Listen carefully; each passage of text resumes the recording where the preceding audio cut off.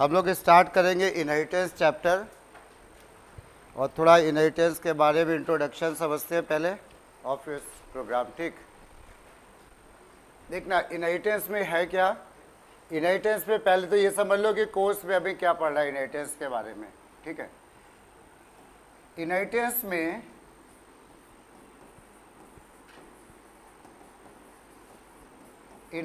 जरा देखना 5 मार्क्स का एक प्रोग्राम आएगा ऑप्शन पार्ट में, प्लस 1 नंबर की इसमें थ्योरी आ जाती है जो कि फिक्स नहीं है आएगी कि नहीं आएगी, बट आ जाती है, कभी नहीं आती है, अक्सर तो आती है। ठीक है, इस साल भी शायद आई थी। तो ये हम लोग का इनहेरिटेंस में इतना पार्ट हम लोग कवर करेंगे। ठीक, अब इनहेरिटेंस में होता क्या है इनहेरिटेंस, इसको पहले थोड़ा सा आइडिया लेते हैं, नोट वोट नहीं करना है। ठीक है, इनहेरिटेंस में जैसे हमने कहा एक क्लास है, इनहेरिटेंस में हमने कहा एक क्लास है, क्लास का नाम हमने कह दिया डेमो है। ठीक है, क्लास का नाम है डेमो, ये हमने ओपन किया। इसमें हमने कहा कोई वेरिएबल है ए एंड बी, ऐसा ये। ठीक, और इसके अंदर एक कोई फंक्शन भी है वॉइड हेलो, इस नाम का एक कोई फंक्शन है, ये हमने ऐसे फंक्शन में हमने कुछ लिखा है ऐसे। तो ये एक सिंपल सा क्लास है ना, इसमें कुछ नया नहीं है। अब उसके बाद हम इसी प्रोग्राम में नया प्रोग्राम नहीं है, इसी प्रोग्राम में हम लोग क्या करने वाले हैं, एक क्लास बनाने वाले हैं। क्लास का नाम दे दिया डेमो 1, डेमो ए। ठीक, अब तुम्हें क्या लगता है कि हम लोग इस वेरिएबल ए और बी को यहाँ पे इस्तेमाल करना चाहें, हमने कहा a = 5, तो ये काम करेगा कि नहीं करेगा बताओ? नहीं करेगा। क्यों नहीं करेगा? क्योंकि ये वाला जो वेरिएबल ए है वो इस क्लास के अंदर डिक्लेयर्ड है, तो दूसरे क्लास में नहीं जा सकता। वो इस क्लास का लोकल वेरिएबल हो गया एक तरह से, क्लास का लोकल वेरिएबल दूसरे क्लास में नहीं जा पाएगा। ठीक, एक बात तो ये हो गई। अब इसके बाद ये नहीं जा पाएगा। अब हमने कहा नहीं, हमें तो ए और बी ले जाना है, हेलो बी ले जाना है, तो क्या करें? तो इसके फिर 2 रास्ते हैं। ठीक है, हेलो ए और बी हो, इसके 2 रास्ते हैं। तो हम या तो क्या करें, यहाँ पे एक बना ले ऑब्जेक्ट, हमने कहा डेमो obj = न्यू डेमो।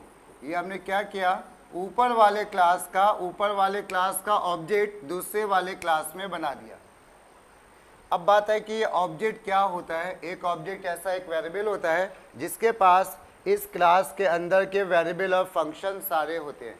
ठीक है, यानी इसके अंदर है क्या, ये जो ऑब्जेक्ट है, ये ऑब्जेक्ट, इसके अंदर हम लोग के पास ए है, इसके अंदर बी है, इसके अंदर क्या है हम लोगों का, हेलो भी है, ये ऑब्जेक्ट के अंदर।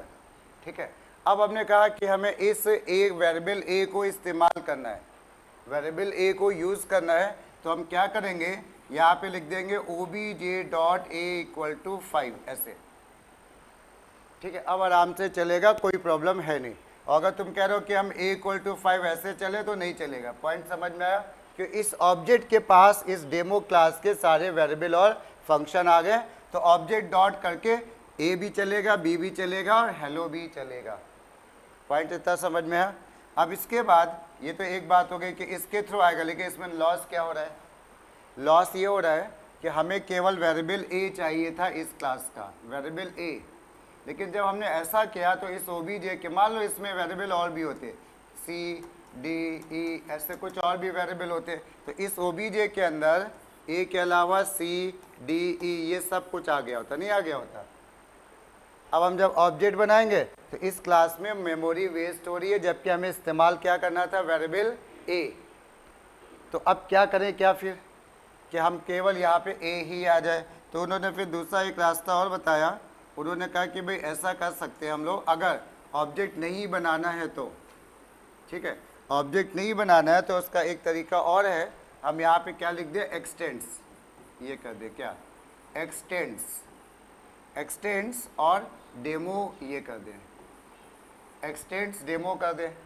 ये हमने क्या किया, क्लास डेमो ए ने इनहेरिट कर लिया किस क्लास को, डेमो को, इसने इनहेरिट कर लिया क्लास डेमो को। ठीक है, अब ऐसा करने से क्या हुआ, इसके अंदर की जितनी भी चीज़ें हैं, जितनी भी है, वो सारी की सारी यहाँ पे एक्सेसिबल हो गई, अवेलेबल नहीं, एक्सेसिबल है। बात समझना, अवेलेबल का मतलब हो गया वो यहाँ पे सारी पहुँच गई, तो उन्होंने यहाँ पे मेमोरी भी कंज्यूम कर ली। बट एक्सेसिबल का मतलब है वो वहीं पे रहेंगे, लेकिन यहाँ से हम उनको यूज़ कर सकते हैं बैठे बैठे। तो जिसको यूज़ करेंगे वो केवल यहाँ पे अपना मेमोरी यूज़ कर रहा है, मेमोरी तो ऑलरेडी वहाँ पे एलोकेट है, बट जब यहाँ पे हम यूज़ कर रहे हैं तो नई मेमोरी एलोकेट नहीं हो रही। क्यों? पिछली बार तुमने ऑब्जेक्ट बनाया था ना, किसी ने अगर पढ़ा होगा न्यू कीवर्ड का काम क्या होता है, किसी को याद है definition? It is use to allocate, it is use to create the object and allocate the memory. याद आया? 10th में भी पढ़ी, 11th में भी। तो ये क्या कर रहा है? ऑब्जेक्ट बना रहा है और साथ में उसको मेमोरी भी एलोकेट कर रहा है। मेमोरी किसको? जिस क्लास का ये ऑब्जेक्ट बनाएगा तो उसके सारे वेरिएबल्स की मेमोरी भी उस नई जगह पे बना देगा। वो पॉइंट समझ में आया? तो इसलिए अब लेकिन इनहेरिटेंस में थोड़ा सा ये नहीं है हम लोग का। इनहेरिटेंस में कुछ नहीं करना है, सिंपल सा एक कीवर्ड इन्होंने ऐड कर दिया, किस नाम से? एक्सटेंड्स, और उस क्लास का नाम ले लिया जिसके वेरिएबल को यूज़ करना चाह रहे हैं। तो इसके सारे वेरिएबल और फंक्शन जो है वो यहाँ पे पहुँच गए, सारे वेरिएबल और फंक्शन वो यहाँ पे पहुँच गए। समझ में? अब आराम से तुम वेरिएबल ए को इस्तेमाल करो, बी को इस्तेमाल करो, गेट को कॉल करो, हेलो को कॉल करो, जो भी करना चाहे वो सब करो जो इस क्लास के अंदर की चीज़ है। फ़ायदा समझ में आया? फ़ायदा क्या हुआ कि अगर हमने वेरिएबल ए इस्तेमाल किया इस क्लास में तो वेरिएबल ए की ही मेमोरी यहाँ पे यूज़ हुई, बी सी डी सब अपना वहीं पे बने। ये हमारा इनहेरिटेंस का कुछ फ़ायदा हो गया। पॉइंट समझ में आया? चलो, तो अब हम लोग एक डेफिनेशन लिखते हैं और थोड़ा जो एक नंबर में आता है ना उससे रिलेटेड काम करते हैं, और कॉन्सेप्ट भी सब लिख लो इसमें। जा डेफिनेशन लिखो इनहेरिटेंस की। पहले तो it is used to inherit a class, it is used to inherit a class in another class, it is used to inherit a class in another class, full stop। next slide में लिख लो, where a class that, एक minute थोड़ा सा correction करना भाई, it is use to inherit a class in another class, ठीक है ना? वो थोड़ा डेफिनेशन इनहेरिटेंस है ही, तो लिख लो इट इज यूज, थोड़ा सा करेक्शन कर लो, बल्कि डेफिनेशन काटो थोड़ा सा, ठीक है? फिर से लिखो, it is use to inherit the properties of, ऐसे करो, it is use to inherit the properties, properties का मतलब ब्रैकेट में लिख लो variable and functions,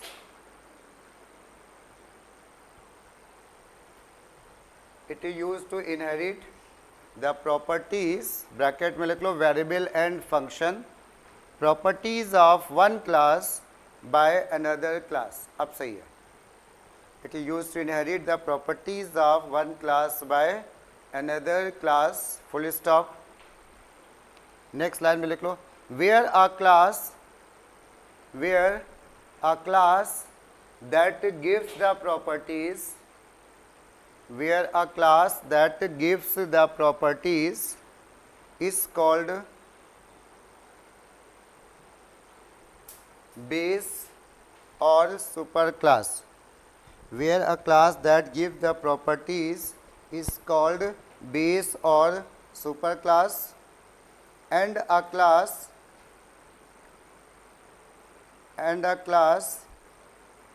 that takes the properties, and a class that takes the properties is called, that takes the properties is called sub or inherited class, is called sub or inherited class।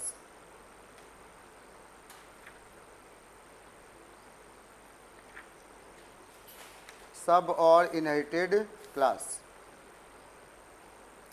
ठीक है? अब उसके बाद next line में यहाँ पे हम लोग एक एग्जाम्पल लिख लेते हैं। यहाँ पे एग्जाम्पल में क्या है, जैसे हमने यहाँ पे लिखा क्लास,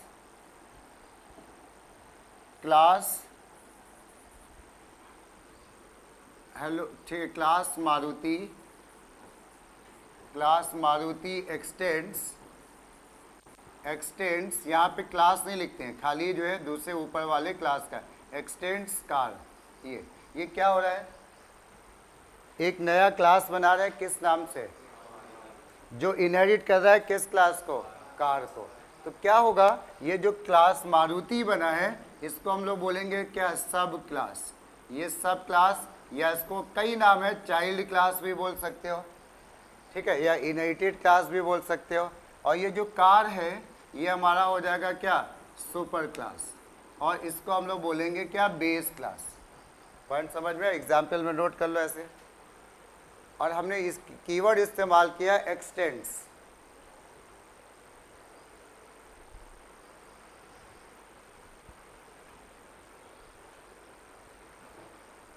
जो नई क्लास बनती है वो सब क्लास है, और जिसको इनहेरिट किया गया है वो हमारी सुपर क्लास हो गई।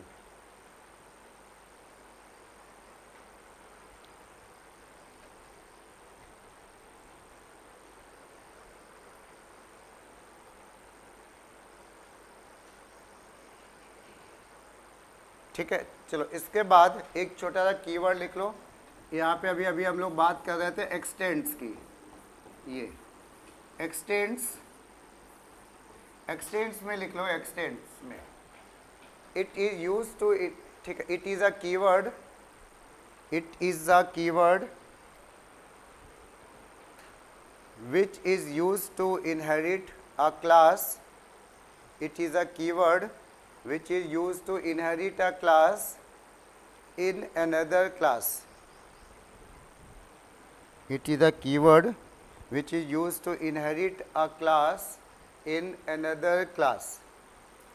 ठीक, फिर एक एग्जाम्पल लिखो जा, class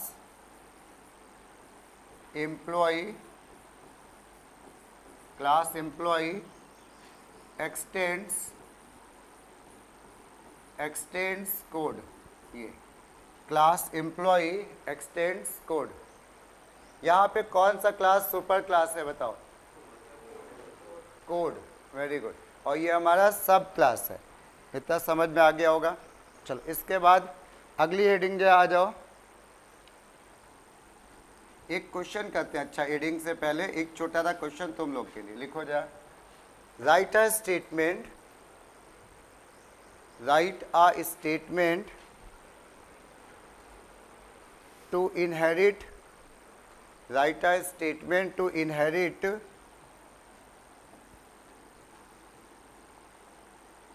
statement to inherit class hello, to inherit class hello in class by, to inherit class hello in class by। ठीक है, अब लिखो जरा इसमें क्या लिखोगे?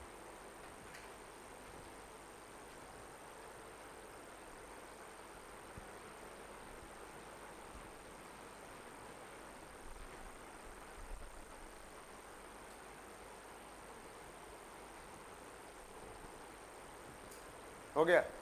चलो राज बताओ जरा क्या लिखा? क्लास बाय, राज को बताने दो, क्लास बाय आगे एक्सटेंड्स हेलो। सही है गलत है? बाकी लोग कंफर्म करें भाई, सही है गलत है? सही है। क्लास हेलो इज, हमने क्या बोला था? Class hello is write a statement that inherit the class hello in class by. Very good, बिल्कुल सही है। क्लास बाय हम बना रहे हैं, एक्सटेंड किसको कर रहे हैं?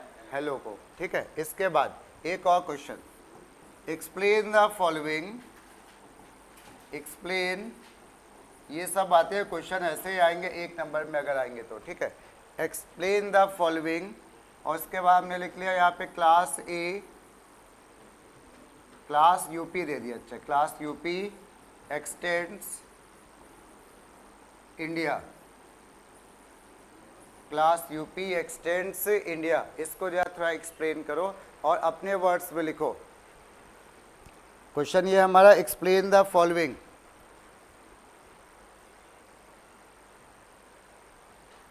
अपने लैंग्वेज में लिख डालो जो भी तुम्हें लग रहा है, फिर हम पूछते हैं।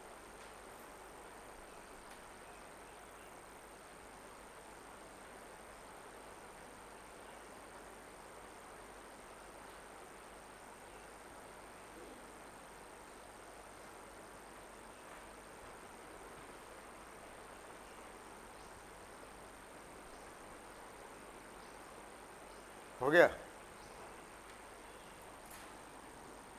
चलो जरा दिव्यांशी बताओ क्या लिखा। Class India is inherited by class UP, सही है गलत है? अनुभव तुमने क्या लिखा? हाँ प्रणव तुमने रीड करो यार सेंटेंस। चलो ठीक है, बिल्कुल सारे आंसर सही हैं, है ना? ठीक है, तुमने क्या लिखा बोल दो। अच्छा अरे लिख दो, बोलो बोलो। नहीं, क्लास यूपी नहीं भाई, गलत हो गया ये तो। Class UP is inherited in Claas India, ये सही है क्या? यूपी क्या इनहेरिट हो रहा है क्या बताओ? कौन इनहेरिट हो रहा है? India. Class India is inherited by the class, नहीं क्लास यूपी, उल्टा बोला, class India is inherited by class UP, या class UP is the sub class, India is the super class, ये भी आंसर बन सकता है। मतलब समझ में आया? वो सेंस निकलना चाहिए जो काम हो रहा है। क्लियर? चलो ये तो हम लोग को आ गया एक्सटेंड कीवर्ड का यूज़ करना। अब छोटी सी एक बात और समझते हैं, जो क्लास 10 से हम लोग पढ़ते चले आ रहे हैं लेकिन अच्छे से पता नहीं है कब यूज़ करना है कब यूज़ नहीं करना है, ये भी नहीं पता है हम लोगों को। तो यहाँ पे हम लोगों ने क्या किया, एक हम लोगों ने इस्तेमाल किया, वो लिखो जरा विजिबिलिटी मोड। एक डेफिनेशन लिखो, नोट करो पहले तो, विजिबिलिटी मोड, और इसी का दूसरा नाम है एक्सेस स्पेसिफायर। विजिबिलिटी मोड और एक्सेस स्पेसिफायर। हाँ बोलो।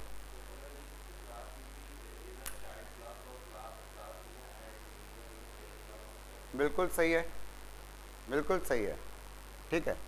चलो अगली जरा डेफिनेशन लिखो, विजिबिलिटी मोड और एक्सेस स्पेसिफायर। किसी को याद आ रहा है कोई एग्जाम्पल इसका? हाँ वेरी गुड। हम लोग अब बात करेंगे पब्लिक प्राइवेट प्रोटेक्टेड की, और इसका इसमें यूज़ भी करेंगे आगे, ठीक है। तो लिख लो एक लाइन पहले तो, it is use to provide, it is use to provide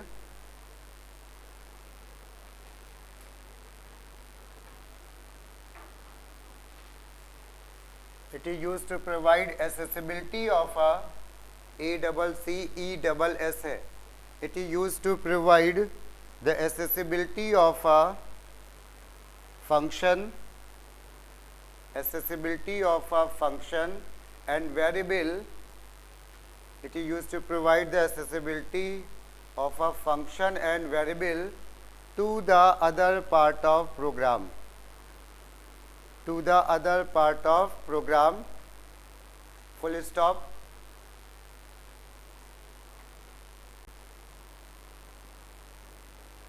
It may be public, private or protected, it may be public, private or protected।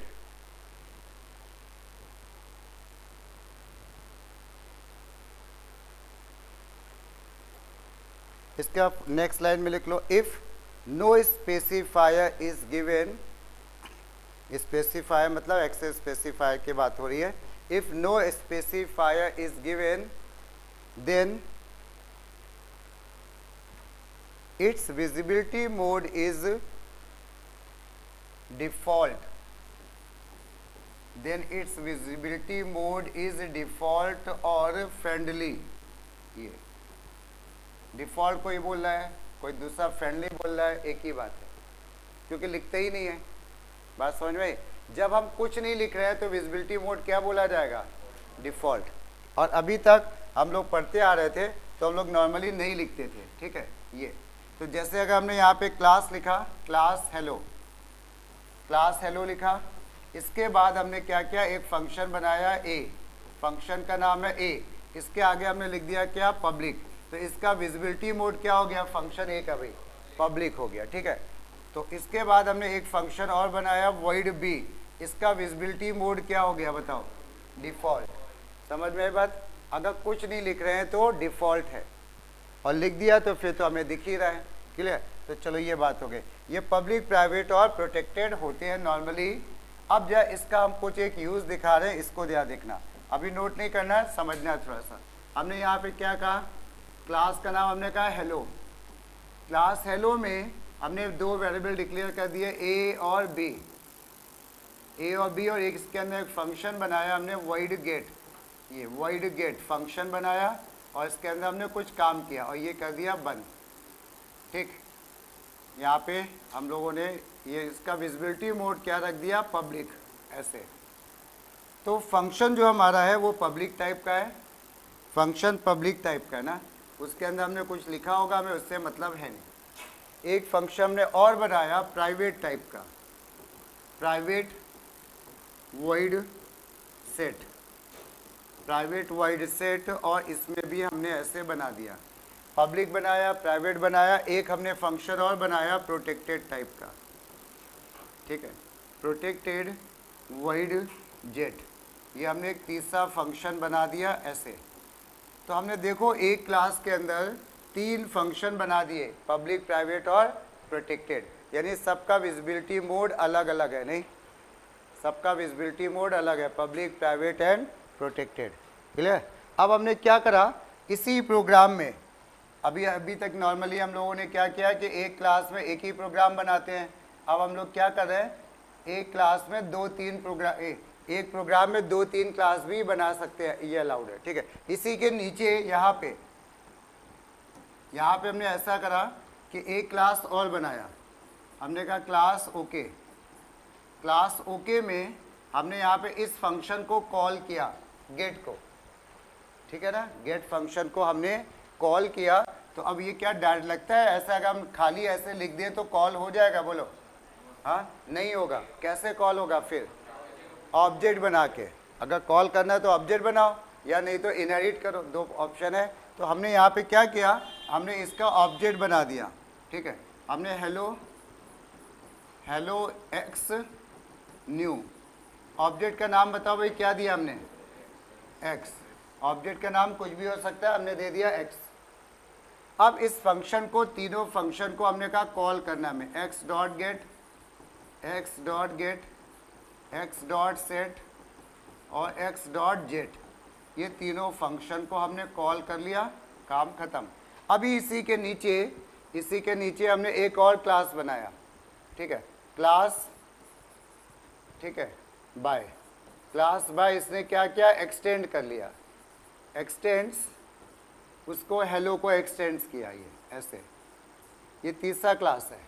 इसने क्या कहा कि भाई हम तीनों फंक्शन को कॉल करना चाह रहे हैं, गेट सेट जेट, तो ऑब्जेक्ट बनाना जरूरी है यहाँ पे कि नहीं, हाँ, नहीं, जरूरी नहीं है, बना सकते हो बट जरूरी नहीं है। ठीक है, ऑब्जेक्ट बना दोगे तो यही वाली बात हो जाएगी, फिर हम इनहेरिट क्यों करेंगे फिर, जब ऑब्जेक्ट ही बना रहे हैं ना।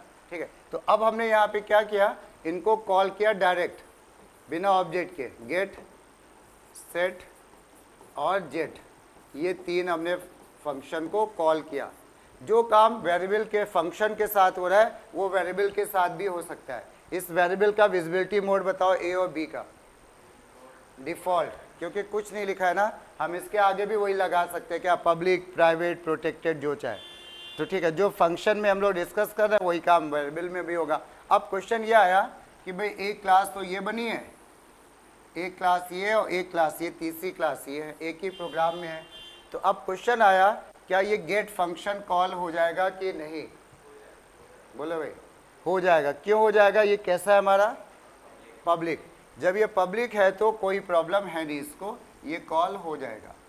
क्या सेट वाला कॉल होगा, नहीं होगा, क्यों, सेट का विजिबिलिटी मोड कैसा है यहाँ पे देखो, प्राइवेट, प्राइवेट वाला अपने क्लास के बाहर जाता ही नहीं है, चाहे कुछ भी कर लो, कोई तरीका नहीं है, तो ये तो कॉल नहीं होगा। उसके बाद प्रोटेक्टेड, क्या कॉल हो जाएगा, हाँ, नहीं होगा। क्यों नहीं होगा, क्योंकि जो प्रोटेक्टेड होता है वो अपने क्लास में जा सकता है इधर उधर, और इनहेरिटेड क्लास में जाएगा, इसके अलावा कहीं नहीं जाएगा। तो ठीक है, इसलिए ये जेट वाला भी यहाँ पे इस्तेमाल नहीं हो सकता, केवल पब्लिक वाला जा सकता है उस क्लास से। अब आ गए हम लोग अगले में, क्लास बाय एक्सटेंड्स हेलो। ठीक है, अब यहाँ पे हमने क्या किया, गेट, गेट वाला क्या कॉल हो पाएगा, बोलो, हो जाएगा, गेट वाला कॉल होगा। सेट वाला कॉल होगा, सेट वाला नहीं होगा, क्योंकि ये प्राइवेट है, इसको तो जाने ही नहीं कहीं। और जेट वाला हो जाएगा, क्योंकि ये क्या है हमारा प्रोटेक्टेड। क्लियर? तो ये वाला भी यहाँ पे कॉल हो जाएगा। पॉइंट समझ में आया सबको? तो ये इसका कॉन्सेप्ट है। ठीक, चलो अब जरा लिखना शुरू करो। एक जो हमने विजिबिलिटी मोड की डेफिनेशन लिखी है ना, उसी में इसको ना लिखो, ठीक है? ये तो समझ में आ जाता है। चलो इसके बाद लिखो जब पहला पॉइंट बना के लिखते चलना। पहला लिखो जब पब्लिक, स्मॉल लेटर में पब्लिक की एक लाइन की definition. Public members can be access. Public members का मतलब क्या हो रहा है? वेरिएबल और फंक्शन दोनों की बात हो रही है यहाँ पे। Public members can be access from anywhere.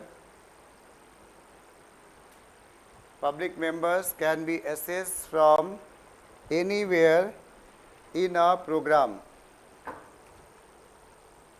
मतलब यह है कि अपने क्लास में भी यूज हो जाएंगे और क्लास के बाहर भी हो जाएंगे, ठीक है? उसके बाद दूसरा लिखो जा प्राइवेट।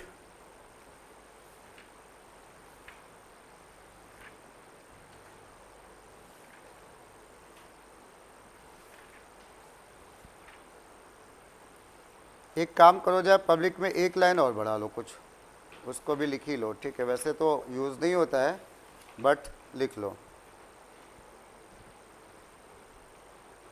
हम लोग ने क्या लिखा? Public member can be access from anywhere in a क्या programme,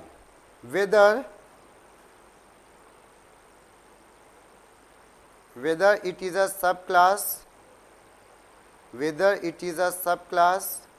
or class in same package, whether it is subclass or class in same package or class in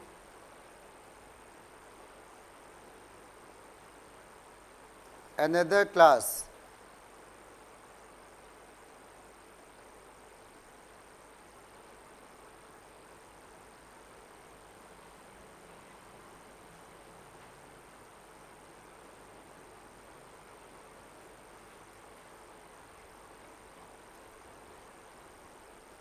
Whether a class or class in the same package or class in the another class or in another package or in another package.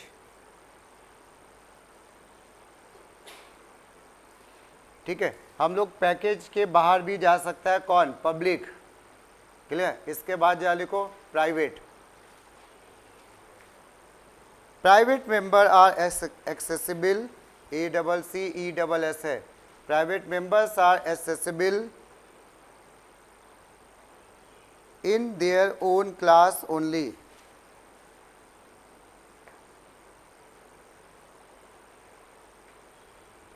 In their own class only.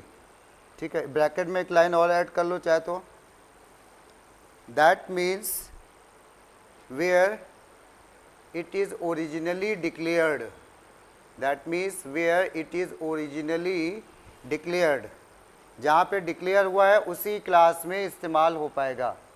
वो बात एक ही हो गई, अपने class की बात हो गई, ठीक है? उसके बाद जहाँ लिखो protected.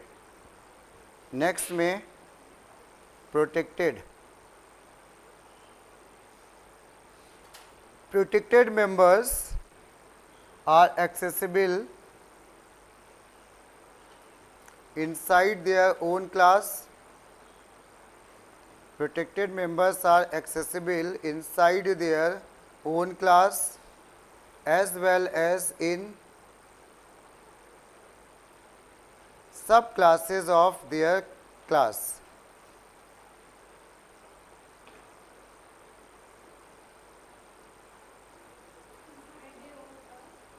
Inside of their own class as well as in subclasses of their class.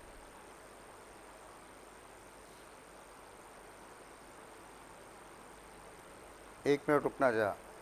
ये हमने थोड़ा सा गड़बड़ हो गया ना, क्या हो गया, ये हम लोग के हेडिंग ठीक है, सब कुछ सही है, एक काम छोटा सा करो, ये प्रोटेक्टेड वाला हो गया ना, जो अपने क्लास में यूज़ हो सकता है और सब क्लास में यूज़ हो सकता है, उसको क्या बोलते हैं हम लोग, प्रोटेक्टेड। तो हेडिंग जो है प्रोटेक्टेड ही की लिख रहे थे क्या, अच्छा ओके, हमें लगा दूसरी लिख रहे थे।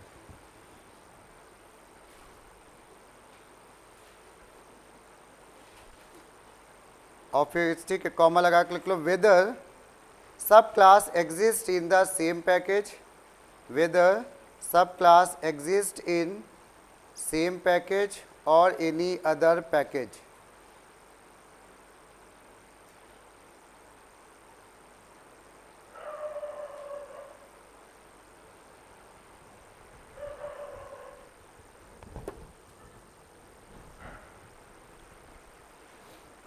ठीक है, समझ में आया।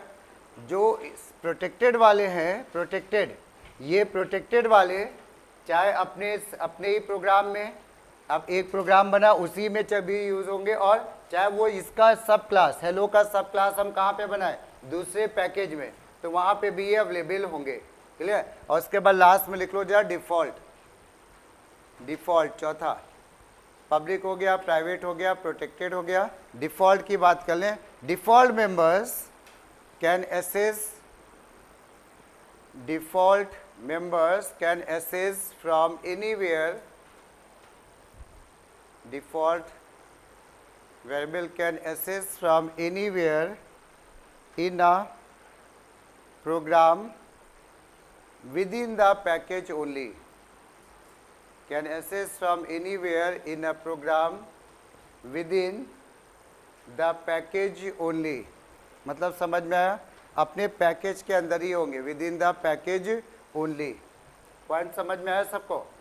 डिफरेंस क्या समझ में आया पब्लिक और डिफ़ॉल्ट में, किसी को बताओ। पब्लिक था एक डिफ़ॉल्ट, हाँ हाँ, जो ये पब्लिक है वो पैकेज के बाहर भी चले जा रहे हैं, और जो प्राइवेट है वो पब्लिक प्रोटेक्टेड है वो अपने पैकेज में। अब थोड़ा सा कुछ लोग सोचे भाई ये पैकेज समझ में नहीं आया क्या बात हो रही है, तो हम इसको क्या बताते हैं। जैसे क्या होता है कि हमने एक प्रोग्राम बनाया, मान लेते यही वाला प्रोग्राम बनाया, ठीक है, ये वाला प्रोग्राम हमने बनाया, ये हमने एक प्रोग्राम बना दिया, ठीक। अब हमने इस प्रोग्राम को पैकेज में कन्वर्ट कर दिया। कैसे पैकेज कन्वर्ट होगा, हमने यहाँ पे बस कुछ नहीं लिखना है, यहाँ पे हमें लिखना है क्या, पैकेज, पैकेज VXL। अब समझना, पैकेज की किसी को डेफिनेशन याद आ रही है, 10th में शायद याद हो, हाँ, package is a collection of classes या सिमिलर क्लासेस। तो ये एक क्लास है, ये दो क्लास है, ये तीन क्लास है, उसका कलेक्शन है, और पैकेज का नाम हमने क्या रख दिया, VXL। अब हमने ये सोचा कि भाई ये प्रोग्राम तो हो गया ख़त्म, हम इसके अंदर का ये जो फंक्शन जो ये है ना गेट, इसको हम लोग कॉल कर लें दूसरे वाले किसी प्रोग्राम में।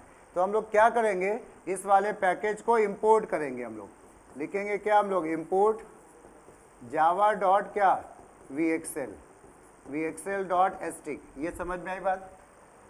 हमने VXL पैकेज को यहाँ पे क्या कर लिया, इंपोर्ट। इंपोर्ट क्यों किया, हम ये चाह रहे हैं कि इसके फंक्शंस जो है गेट सेट और जेट जो भी है वो इस वाले पैकेज में हम कॉल कर लें, ठीक है। तो अब क्या करेंगे, हमने यहाँ पे एक क्लास बनाया, क्लास हमने कहा ठीक है XYZ कुछ भी नाम दे दिया, उसमें हमने बनाया void main, ठीक है। अब हम लोग क्या चाह रहे हैं कि इसके किसी फंक्शन को हम यहाँ पे कॉल कर लें।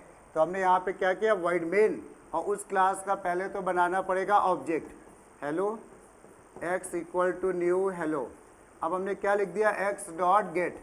तो क्या ये कॉल हो पाएगा कि नहीं बताओ, हाँ हो जाएगा, क्यों, पब्लिक है, और ये पब्लिक वाला जो होता है वो दूसरे पैकेज में भी जा सकता है। पॉइंट समझ में आया।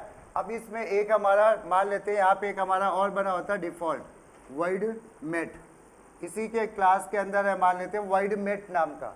अब हम उसको अगर यहाँ पे कॉल करते हैं x डॉट मेट, तो कॉल होता क्या, नहीं होता। क्यों नहीं होता, क्योंकि ये हमारा कैसा है, डिफ़ॉल्ट। डिफ़ॉल्ट अपने क्लास में तो इधर उधर जाएगा, लेकिन दूसरे पैकेज में नहीं जाएगा। पॉइंट समझ में, तो इसलिए ये ऐसा नहीं हो सकता, तो ये हम लोग का गलत होगा।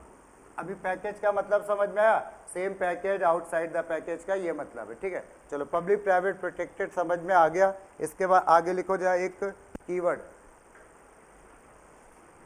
दिस।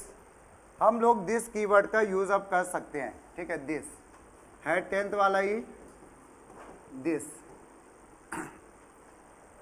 दिस में क्या होता था, पहले तो इसको समझना है। क्लास, क्लास का नाम हमने दिया हेलो। उसके बाद इसमें एक वेरिएबल हमने ऐसे डिक्लेयर कर दिया इंटीजर ए, फिर हमने एक और वेरिएबल डिक्लेयर कर दिया इंटीजर ए के बाद इंटीजर ए। क्या ये वैलिड है कि नहीं है, बताओ क्या लगता है, ये वैलिड है? नहीं है।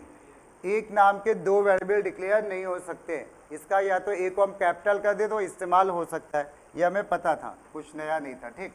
चलो इसके बाद अब आ जाते हैं हम लोग दूसरी बात पे। हमने ये बना दिया और हमने यहाँ पे ऐसे कह दिया void गेट और इंटीजर ए, ये अलाउड है कि नहीं है? ये एक ही नाम के दो वेरिएबल हैं एक क्लास में, ये देखो जरा, अलाउड है। क्यों अलाउड है, रीज़न क्या? दोनों का स्कोप अलग है, एक ग्लोबल है, ये ग्लोबल है और ये कैसा है हमारा लोकल, तो दोनों में डिफरेंस है, दोनों सेम नहीं है यहाँ पे, तो ये। लेकिन अब छोटा सा डाउट ये है कि जो वेरिएबल ए है वो भी यहाँ पे इस्तेमाल हो सकता है, ये वाला वेरिएबल है ये भी इस्तेमाल हो सकता है ना, दोनों इस्तेमाल हो सकते हैं। तो हमने यहाँ पे कह दिया ए इक्वल टू लिख दिया 5। ये कौन सा ए है, लोकल की ग्लोबल? अब यहाँ पे एक छोटा सा कंफ्यूजन आ गया भाई कि ग्लोबल भी यहाँ पे यूज हो जाएगा ना, लोकल भी होगा, तो ये है कौन सा? तो हम यहाँ पे बता दें कि ये हमारा कौन सा है, ग्लोबल कि लोकल? लोकल, ये लोकल है, ग्लोबल नहीं है ये, क्योंकि बाद में लोकल आया ना तो इसने इसको हाइड कर दिया, छुपा दिया। हमने कहा नहीं, हमें तो ये वाला ए इस्तेमाल करना था, तब हम लोग इस्तेमाल करेंगे this keyword, otherwise this keyword का कोई इस्तेमाल है नहीं। पॉइंट समझ में? अब अगर एक ही नाम के दो वेरिएबल हैं और हमें ग्लोबल वाला वेरिएबल यूज़ करना हो तो दिस कीवर्ड का यूज़ होगा, अदरवाइज दिस कीवर्ड का कोई काम नहीं है, क्लियर हुआ? और ये दिस कीवर्ड कर क्या रहा है, लोकल और ग्लोबल के बीच में डिफ्रेंशिएट कर रहा है। इससे हमें पता चल रहा है कि ये लोकल है कि ग्लोबल है, ठीक है। तो यहाँ पे कीवर्ड डेफिनेशन लिख लो, फिर इसको नोट करना, ठीक है। ये हमारा लोकल है, हम इसको कमेंट में लिख दे रहे हैं, और ये हमारा है ग्लोबल वाला, फाइन। तो लिख लो यहाँ पे, इट इज़, दिस कीवर्ड की डेफिनेशन लिख रहे हैं, it is use to inherit, it is use to inherit a class, sorry एक minute, it is used to differentiate, it is used to differentiate the local and global variable, it is used to differentiate between local and global variable, between local and global variable, clear? और करके एक definition और लिख लो, हाँ ठीक है, सही है। इसमें लिखो, it is use to return, it is use to return the address of current calling object, it is use to return the address of current calling object.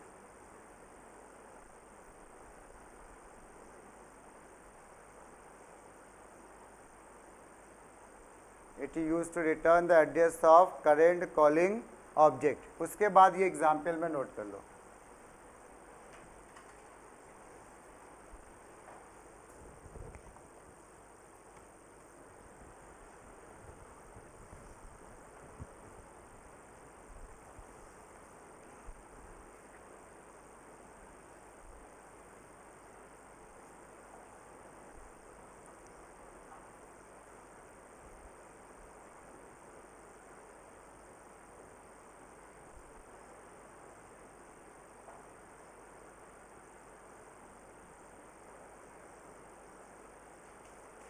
चलो ठीक है, हो गया एग्जाम्पल।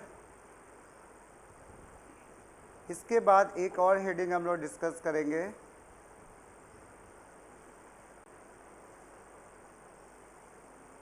एक हेडिंग डाल दिया, over ridden functions, OVER, over RIDDEN, OVER RIDDEN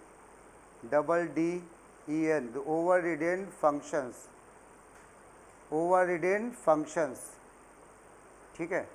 ओवररिडेंट functions होते क्या है, पहले तो हम लोग इसको समझते हैं, ठीक है। अब ओवररिडेंट फंक्शन में हमने क्या किया, एक क्लास बनाया। ओवररिडेंट फंक्शन में जरा देखना, एक क्लास बनाया हमने हेलो, क्लास का नाम हेलो दिया, इसके अंदर हमने एक फंक्शन बनाया वाइड ओके, ये एक फंक्शन है, इसके अंदर हमने कुछ काम किया, ये हमने बंद किया, और भी चीज़ें हैं हमने वो तब नहीं लिखी हैं, ठीक है। अब हमने एक क्लास और बनाया क्लास बाय, क्लास बाय जो इनहेरिट कर रहा है किसको, हेलो को। कैसे लिखें, क्या लिखें, एक्सटेंड से हेलो, ये यहाँ पे क्या लिखा है, एक्सटेंड से हेलो, बिल्कुल सही है। अब हमने इस क्लास में भी एक और फंक्शन बना दिया सेम नेम वाइड ओके, और इसमें ये कुछ ऐसा लिख दिया, यानी सेम नाम का फंक्शन यहाँ पे भी बना दिया हमने। तो पहला क्वेश्चन तो ये आता है, क्या ये अलाउड है कि नहीं ऊपर, क्योंकि ये वाला ओके तो यहाँ पे पहुँच जाएगा ना आराम से, इनहेरिट किया हुआ तो पहुँच जाएगा। फिर यहाँ पे भी ओके बना लिया, तो क्या अलाउड है कि नहीं, तो आंसर इसका अलाउड है, ठीक है। जब ऊपर वाले फंक्शन में, ऊपर वाले सुपर क्लास में और सब क्लास में सेम नाम का फंक्शन बनता है, इसी को हम लोग ओवररिडेंट फंक्शन बोलते हैं। यहाँ पे एक कंडीशन है, सब कुछ सेम चाहिए, ओवरलोडिंग जैसा नहीं है। ओवरलोडिंग में क्या होता था याद है 10th में किसी को, नाम सेम हो, पैरामीटर लिस्ट क्या हो डिफरेंट, बट यहाँ पे क्या है, रिटर्न टाइप, नाम, पैरामीटर लिस्ट सब कुछ सेम चाहिए होगा, तभी वो ओवररिडेंट फंक्शन माना जाएगा। पॉइंट समझ में आया, तो इसमें लिख लो, एक लाइन लिख लो ओवररिडेंट की डेफिनेशन। अ मेथड इन अ सब class, a method in a subclass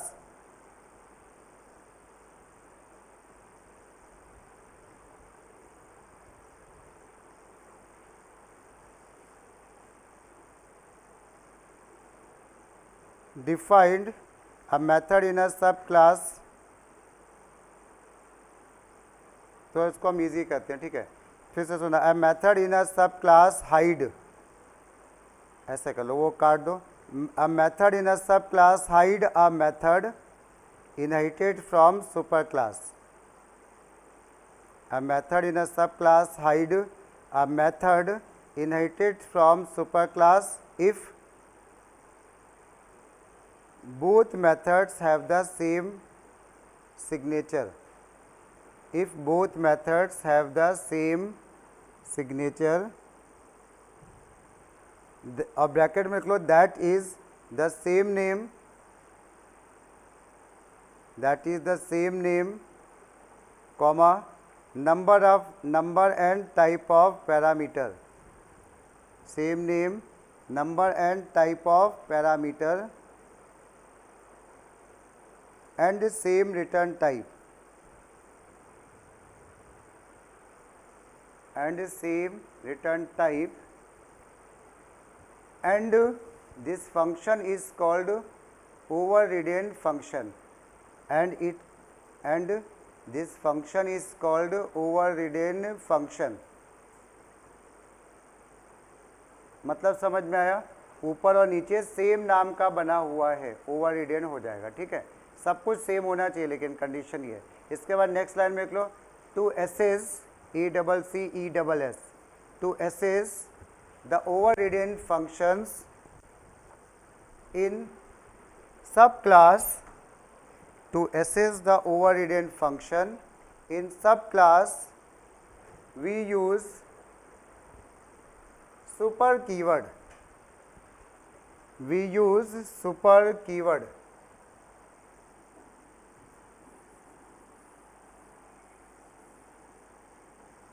we use super keyword, ठीक है। और उसके बाद ये लास्ट में एग्जाम्पल और नोट कर लो एक, ठीक है। अब ये एग्जाम्पल नोट कर लो, हम यहाँ पे एक पैरामीटर भी ले लेते हैं इंटीजर n, ठीक है, वॉइड, यहाँ पे हमने कह दिया इंटीजर x, ये, और फिर हम लोग यहाँ पे लिखेंगे ऐसे super dot okay, super dot okay, और यहाँ पे दे दी हमने वैल्यू 5, SOPLN X, ये ऐसे नोट करो जरा।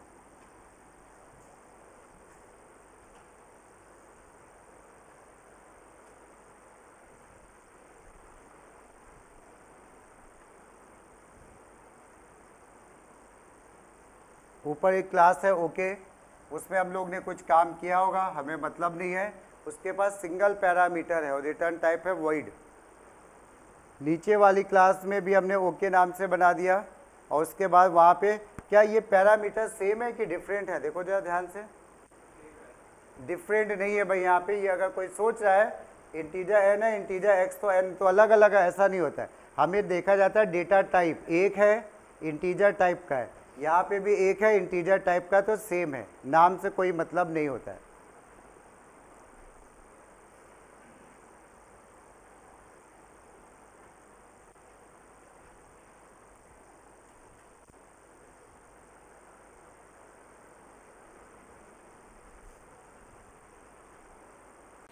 ठीक है, अब एक लास्ट में एक छोटी सी बात डिस्कस और कर लेते हैं। नोट कर लिया सबने? तो देखो ऐसा है, अगर हम यहाँ पे सुपर ना लगाते, हम खाली ओके लिखते तो क्या होता? देखो ये ओके, हम चाहें इस ओके को यहाँ पे कॉल कर ले इस ओके के अंदर, ठीक है, कोई दिक्कत नहीं थी, बट यहाँ पे क्या प्रॉब्लम आती?